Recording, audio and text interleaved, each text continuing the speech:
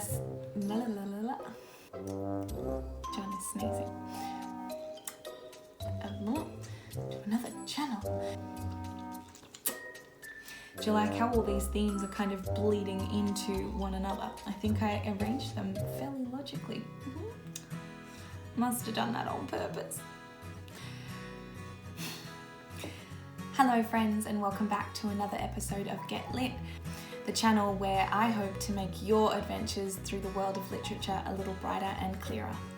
My name is Molly, a fellow lit nerd and high school English teacher, and I'm so glad that you're here with me today. Today's episode is a continuation of last week's, where we started looking at Philip Pullman's The Northern Lights, book 1 of the His Dark Materials trilogy. If you haven't already seen that video, I'll pop a link down in the description box so you can go and check that out. In today's episode, we're going to be looking at the novel thematically.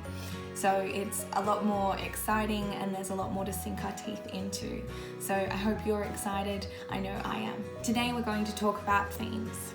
First, the paradox of the innocence of childhood. Second, we'll talk about how Pullman represents growing up as the death of creativity and curiosity. Third, we'll talk about the dangers of absolutism as a worldview. Without further ado, let's dive in and talk about theme number 1. The concept of childhood itself is a pretty interesting one. In fact, it's a relatively new concept. So for European society, it was in about the 1600s that childhood was seen as a period of time separate to adulthood and the rest of our lives. The English philosopher John Locke was particularly influential in the development of the idea of childhood, especially because of his theory of the tabula rasa, which saw childhood as a blank slate. So the period in which values, attitudes, ways of seeing the world could be written onto a person. Within these ideas of childhood was wrapped up the notion of innocence, that childhood innocence was the natural state for a young person and that innocence should be protected at all costs. It very much aligns with biblical interpretations of the Garden of Eden, where childhood is a state of living in blissful ignorance, and growing up is the process of eating fruit from the tree of knowledge and becoming aware of all the complexity and mess that is in this world.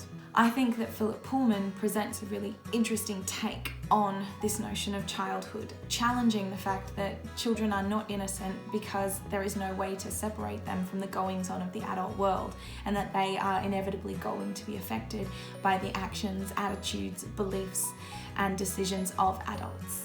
Within the text, we see a fundamental clash between the church and dogmatic ideas of morality, which in Pullman's world creates an authoritarian system, one ruled by the magisterium or the church. And this dogmatic worldview is in conflict with the heteroglossia or multiple truths of perspective that come from the younger characters.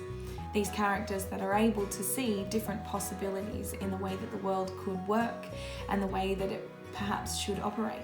So within the text, we can't talk about the innocence of childhood without talking about dust itself and the role that it plays within the series. The notion of the innocence of childhood first explicitly is raised in the novel when we see the master of Jordan College speaking with the librarian right after Lyra has snuck into the retiring room. "That's the duty of the old," said the librarian, "to be anxious on behalf of the young, and the duty of the young is to scorn the anxiety of the old." They sat for a while longer and then parted, for it was late and they were old and anxious. So although the word innocent isn't used to describe children, there is an implicit suggestion that in being able to scorn the anxiety of the elderly or the mature in society, children are unburdened with the worries of adulthood and an awareness of society as a whole. The notion of their innocence, however, is explicitly raised just a few pages later in the chapter Lyra's Jordan. Children playing together. How pleasant to see. What could be more innocent and charming? However, this rhetorical question is directly juxtaposed with the statement. In fact, of course, Lyra and her peers were engaged in deadly warfare. First, the children, young servants, and the children of servants and Lyra of one college waged war on those of another. But this enmity was swept aside when the town children attacked a colleger. Then all the collegers banded together and went into battle against the townies. This rivalry was hundreds of years old and very deep and satisfying. Now, the narration of the novel is somewhat located in Lyra's perspective, so we could read all of this as a reinforcement of their innocence, that they think that this is a deadly warfare. However, I think on an emotional level, what it demonstrates is that children are mimicking the behaviours that they see in adults, and they see adults taking things seriously and treating things with fervour and intention, and so they go into their lives and these rivalries in much the same way. And this is absolutely reinforced by the growing awareness of gobblers.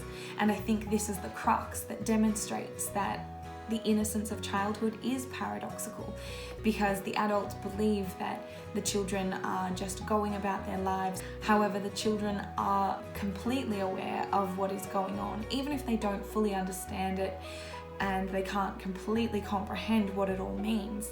They are aware and they are affected by the actions of adults.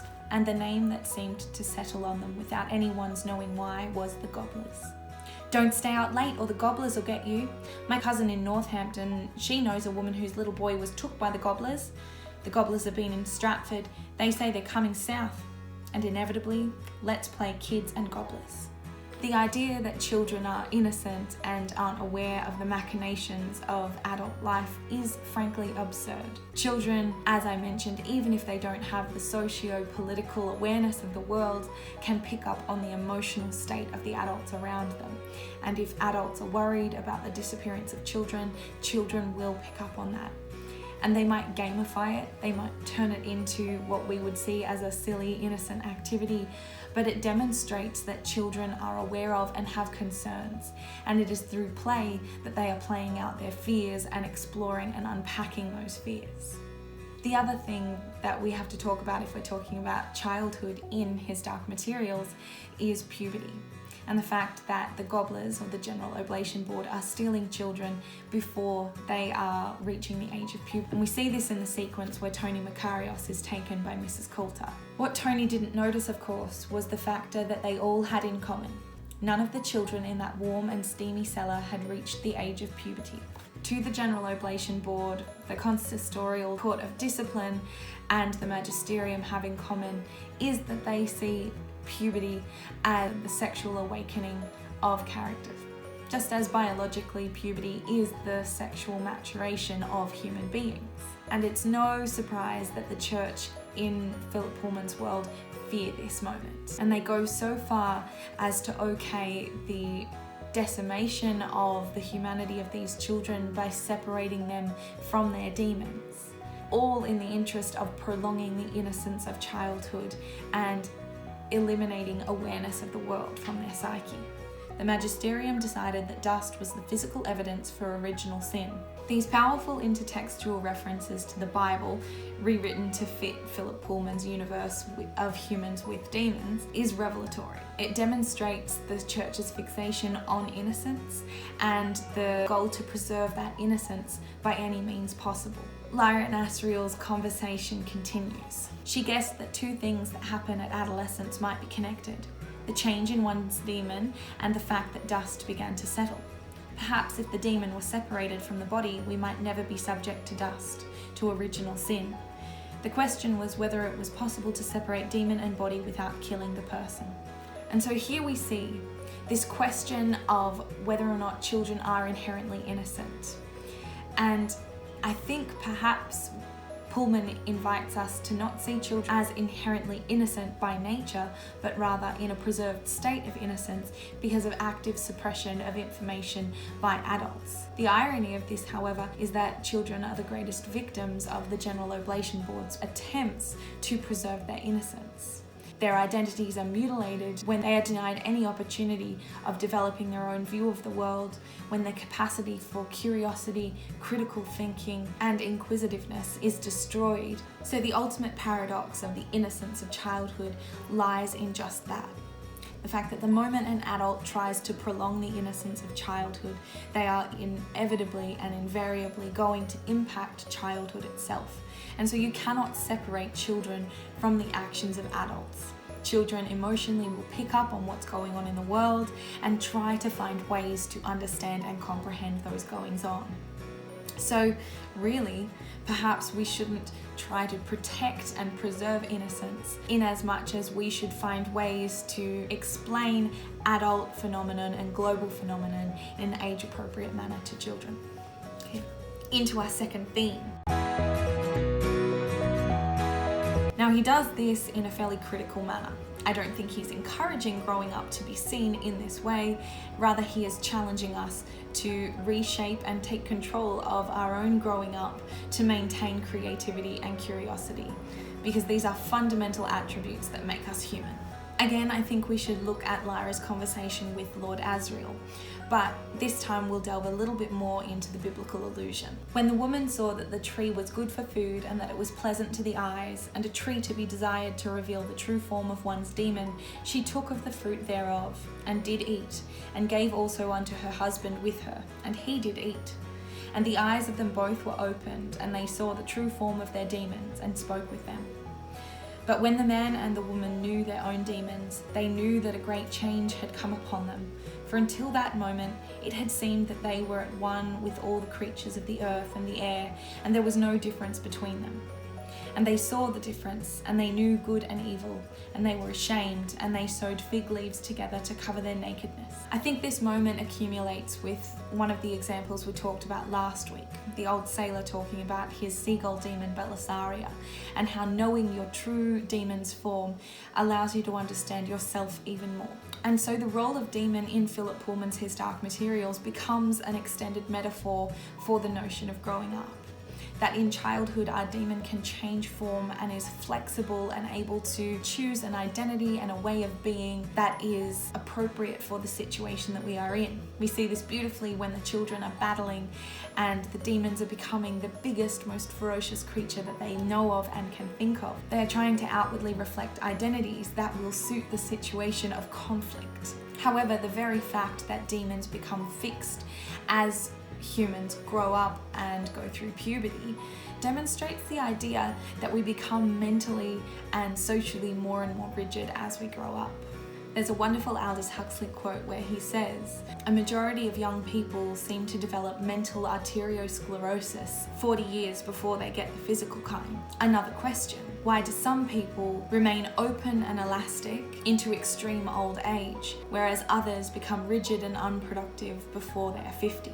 And I think this captures something at the heart of the flaw of human adult society, and that is the fact that we value the maturity of adulthood well and truly over the creativity and flexibility of youth. I would suggest that this emerges from Enlightenment thinking, where scientific rationalism stood at the forefront of humanity's goals, and emotionality was pitted against rationality as a binarism.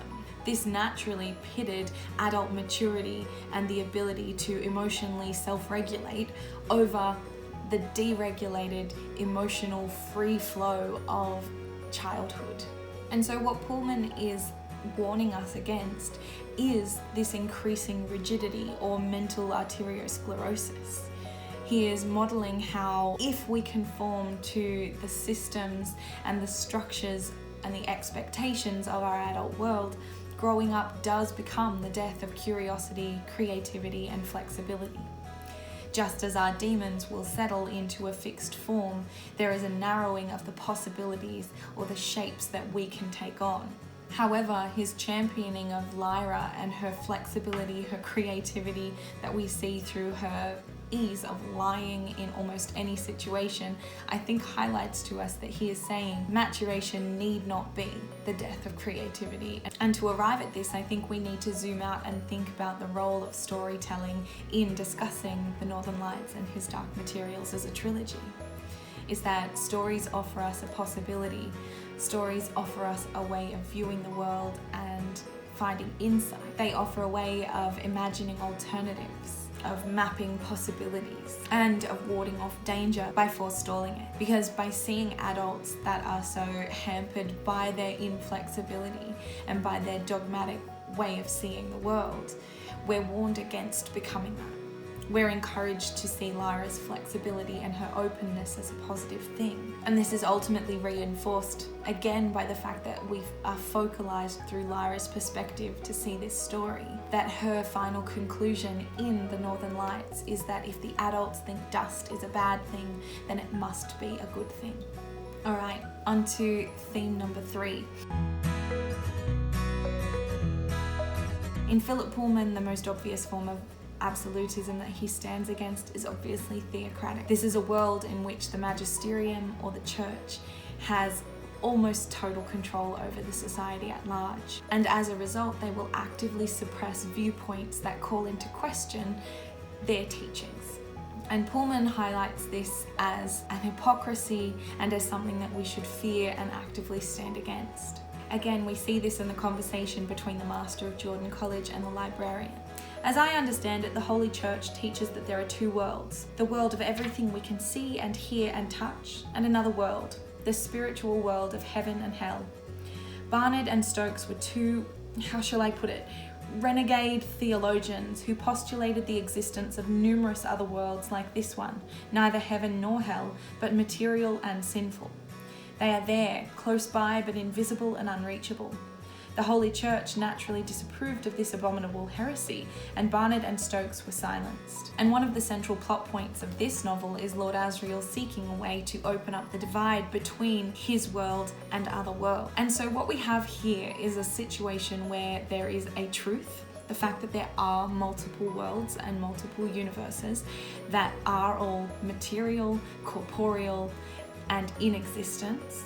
And that stands against a fundamental teaching of the church, that there is the corporeal world and a spiritual world. And this is not far different to developments in our own conception of the world.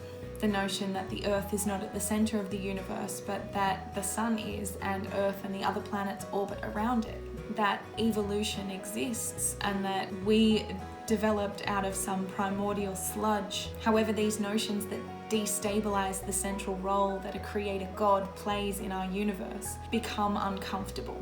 And this is because people in power don't want to give up their power. And now, I don't want to be too divisive, but I'm gonna keep my English teacher hat on, and as part of our study of literature, we always want to think about purpose, audience, and context.